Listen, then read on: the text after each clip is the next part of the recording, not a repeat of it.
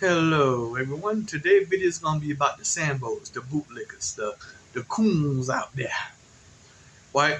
They're thinking that black people are just some lazy folks, right? That that always blame the white man for everything. That that we hold each other back, which I can agree to a degree, right? I can respect that we should improve ourselves and become better, right? We should educate. Yeah, we should do all that.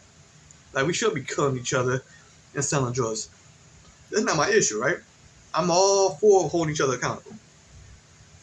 My issue is that you think white people should have a clean slate, that they're not partially responsible for our actions, the way we act, the mental enslavement of our people, the systemic part. Like you just want to erase all that and believe that white people are just on the side of the angels, that we just pathetic people, that we this like that just because. Nah, that crap got a pass to it because of white people. Now, come on, we have to be honest. No, you can't just wipe their hands clean of it, right? Because even white people themselves, who actually speak the truth, to say, "Damn, we did mentally mess these people up from their identity, who they are.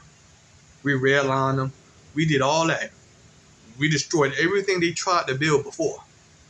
You don't think like the Seneca Village, the Black Wall Streets? Come on now. You got to give them some kind of accountability that they have. Come on now. You don't think they have a psychological effect to the black people back then? That what's the point? You got to think about the mentality, right? Like every time black people built something, the oppressors destroyed it. You don't think that was going to trickle down, from all that to the point where black people might say, "What's the point of building? They're just going to destroy it anyway." Right? We might as well just let them rule over us, right? Let them feed us, right? Let them do it. Let's go to them for help. You don't think they got a mental psyche there? Why do you think we don't build now? What happened to Wall Street 2.0? Hmm?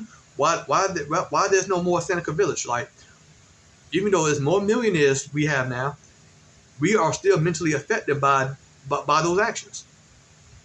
So we rather go to the white man for all of one things, because what's the point, right?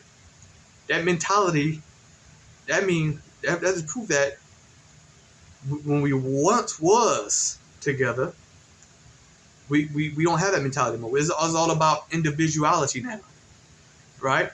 We're all about ourselves because of the past.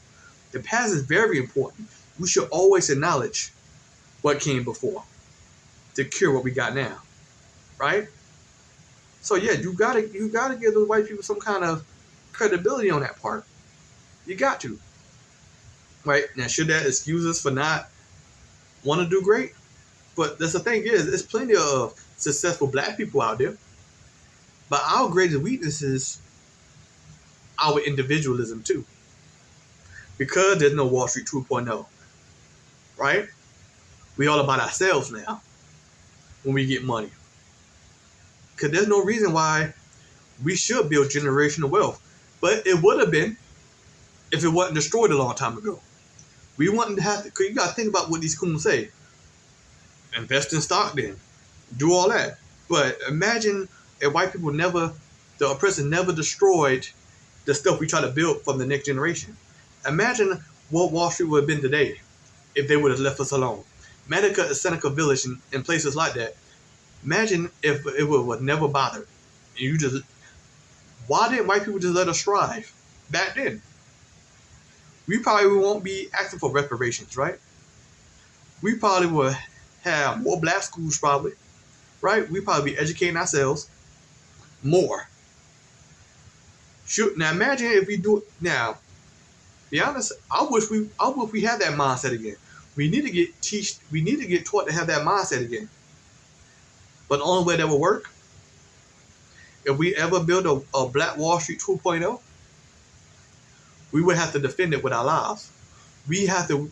Are we willing? See, this is advice I got. This is the thing we have to think about.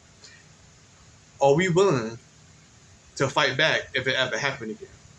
If the white man decide to destroy Black Wall Street 2.0, are we willing to fight back? Huh? Are we willing to stand our ground? Will your coons, will you help us? Hmm? Cause I be seeing a lot of y'all coons on this app, and when we do have when we do try to have our own black excellence, black businesses, you even talk y'all so coonish, you would even talk down upon that. When we try to empower ourselves, have something of our own, you even go against that. See, but my point is, black people, we aren't naturally violent. I don't believe, right? We don't naturally riot. And the funny thing about the BLM riots, we wasn't really the ones doing it. It was actually white people out there protesting and putting graffiti and doing all that. Go look it up on YouTube, right? Go look it up. There were white people that was doing that. They think they were doing it for us. But y'all coons probably never talked about that. Yeah? So yeah, see, my problems with coons is not that they want to hold us accountable. It's the fact that you think all white people are just good. No.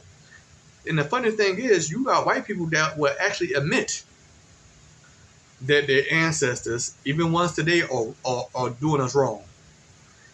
If they can admit it, if white people themselves can admit that they're wrong, why can't your Sambo behind admit that?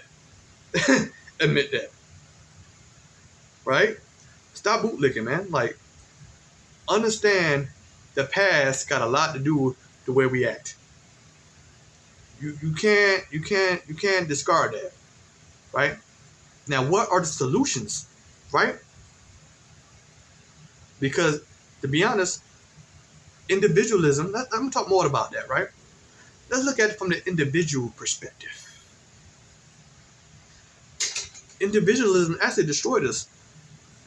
Look at our black and brothers and sisters now. When they talk about success, let's start with the sisters.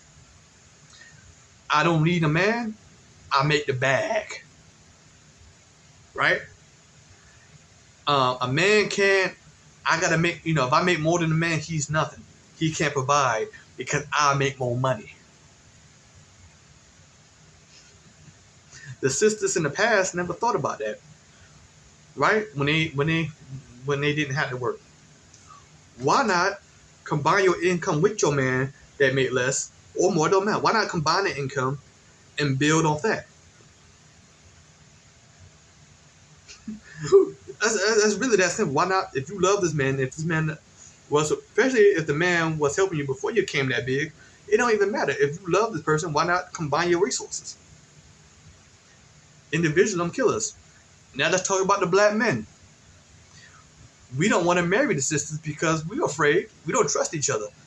Because we're afraid that she's going to take half of what we got. We don't want to pass our wealth down to the next generation. So even in our success, we are mentally enslaved. Because we no longer have the same trust we had in each other when we was building Black Wall Street, when there was a Seneca Village. We are not those same people no more. We need to get back to that mind frame. Because it's more rich black people than there ever was.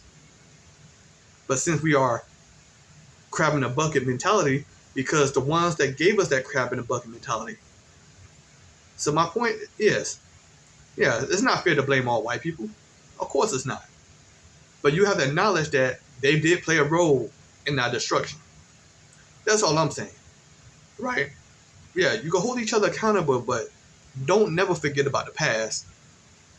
Because the past would actually help cure us. We just got to find a solution to surpass our ancestors and do better. That's it. That's all I'm saying. That's all I got to say.